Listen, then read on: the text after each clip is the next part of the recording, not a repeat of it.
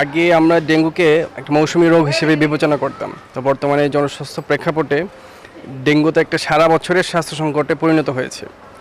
আমরা অনেকেই জানি যে ২০২৩ সালে আসলে ইতিহাসের সবচেয়ে ভয়াবহ ডেঙ্গুর প্রাদুর্ভাব ছিল, যেখানে প্রায় ৩ লক্ষাধিক আক্রান্ত এবং প্রায় ২৫,০০০ মৃত্যুবরণ করেছিল। যেটা ২০২৪-২৫-এর প্রাদুর্ভাব একটু কমে এসেছিল, কিন্তু ২০২৬-এর বর্তমান চিত্রটা আমরা যদি একটু দেখি, যে জানুয়ারি থেকে জুন মাস পর্যন্ত এখন পর্যন্ত প্রায় ৬,০০০-এর বেশি আক্রান্ত হয়েছে এবং এখন পর্যন্ত ২০ জন মৃত্যুর রেকর্ড আমরা পেয়েছি। সেখানে শুধুমাত্র জুন মাসেই ৩,০০০ আক্রান্ত এবং ১৩ জন মৃত্যুবরণ করেছে।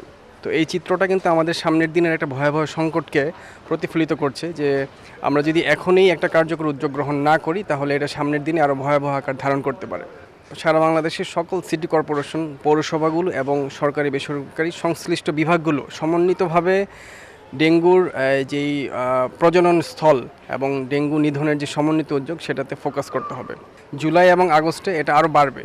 তো সেক্ষেত্রে হাসপাতালগুলোতে পর্যাপ্ত শয্যা সংখ্যা এবং প্রশিক্ষিত জনবল যথাযথভাবে সেখানে সেট করা, এবং আরেকটা ইম্পর্টেন্ট বিষয় হচ্ছে যে আমাদের যে টেস্টিং কিটগুলো, কারণ ডেঙ্গুর সময় খুব ফ্রিকোয়েন্টলি আমাদের কমপ্লিট ব্লাড কাউন্ট এবং ডেঙ্গু NS1 এবং আরও বেশ কিছু পরীক্ষা খুবই ফ্রিকোয়েন্টলি করতে হয়।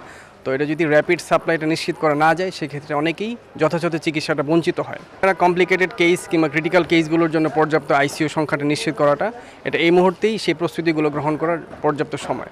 জনগণকে যদি এই ব্যাপারে যথাযথভাবে অ্যাওয়ার করা যায়, যে ডেঙ্গু হলে আতঙ্কিত না হয়ে কি কি পদক্ষেপগুলো গ্রহণ করতে হবে, কখন ডক্টরের কাছে যেতে হবে, এবং ওভারঅল নিজেদের পরিবেশ এবং পারিপার্শ্বিকতা কীভাবে পরিষ্কার পরিচ্ছন্ন রাখার মাধ্যমে ডেঙ্গু প্রতিরোধ করা যাবে, এই ব্যাপারগুলো আমার মনে হয় একটা সার্বিকভাবে ভূমিকা রাখবে।